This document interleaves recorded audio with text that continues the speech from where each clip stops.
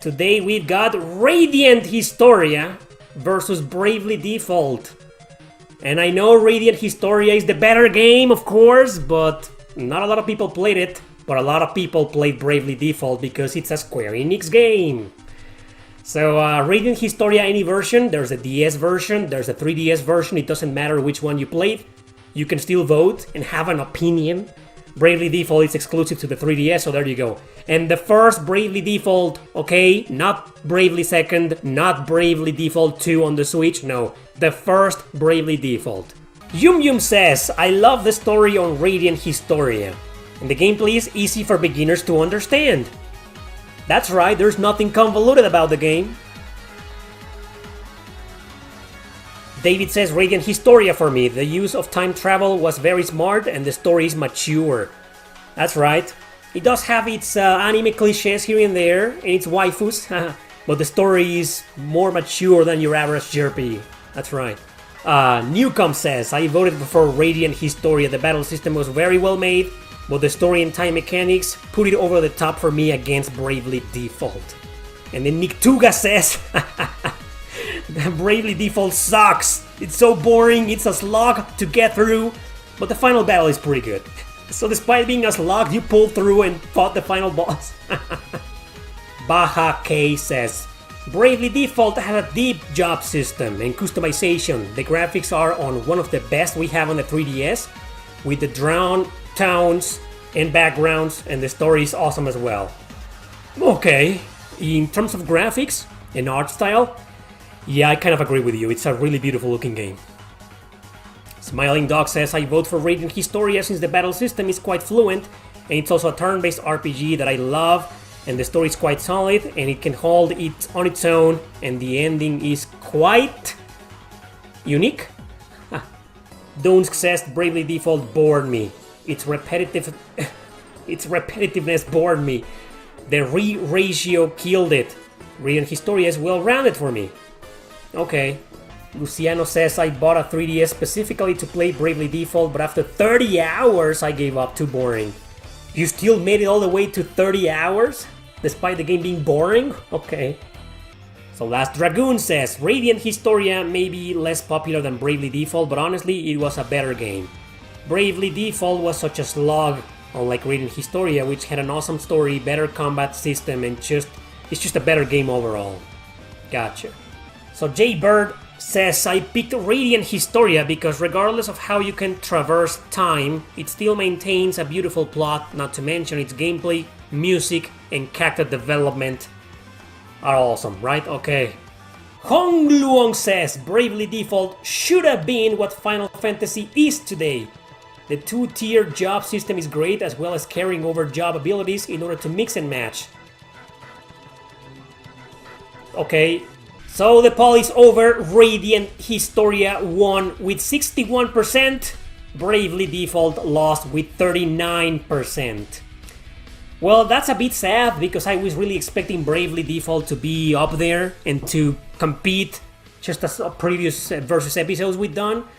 But, you know, I was expecting also Radiant Historia to win because it's my pick and I love it and I know it's a more accepted game than Bravely Default. The problem with Default is that it's such a grind fest, that it has no personality.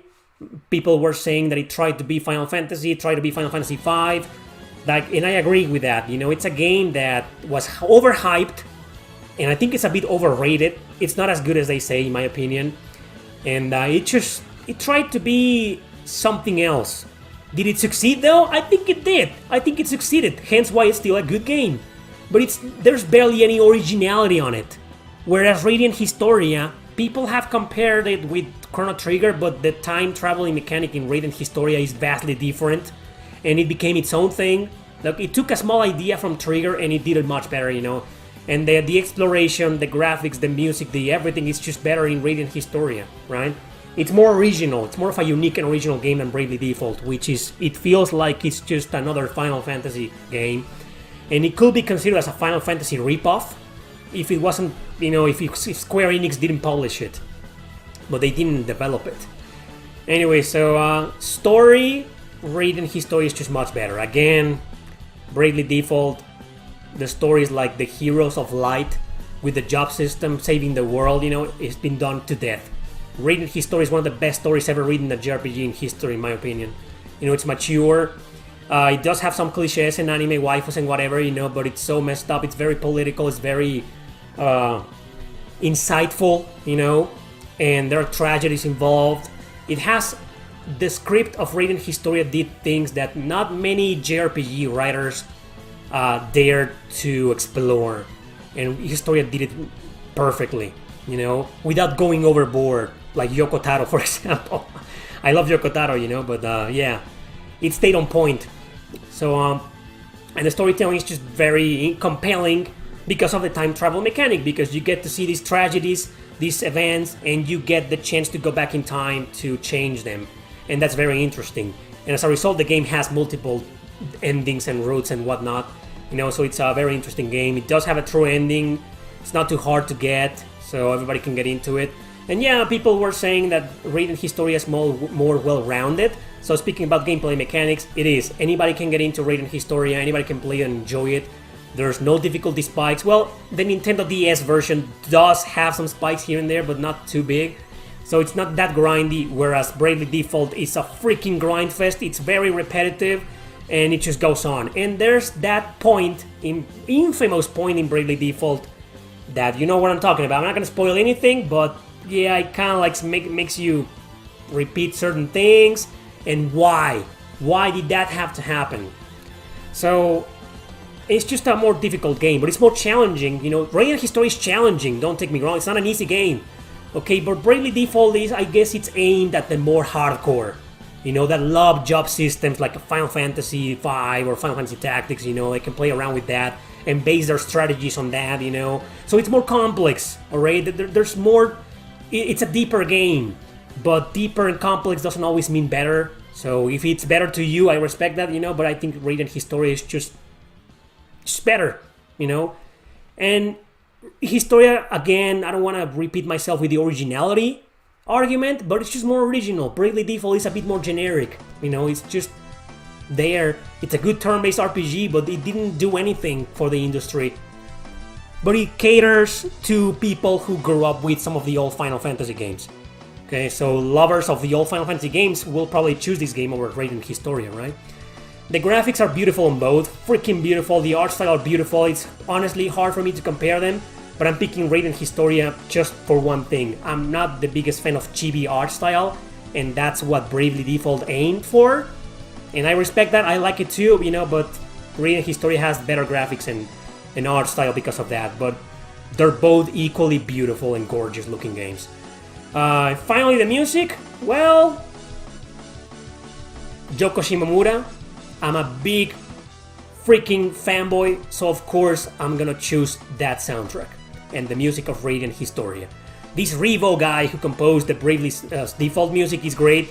Some bangers in there, some really good themes in there, but for me personally, it just can't compete with Radiant Historia. It's just a more powerful soundtrack and interesting and lovely, it's just beats Bravely Default for me personally. Yeah, the battle system, is just more unique. Radiant Historia is the more unique game. We all know that. Bravely Default is just regular turn-based. Sure, it has its uniqueness. It has its twists. That you can store turns and use them all in the next one, something like that.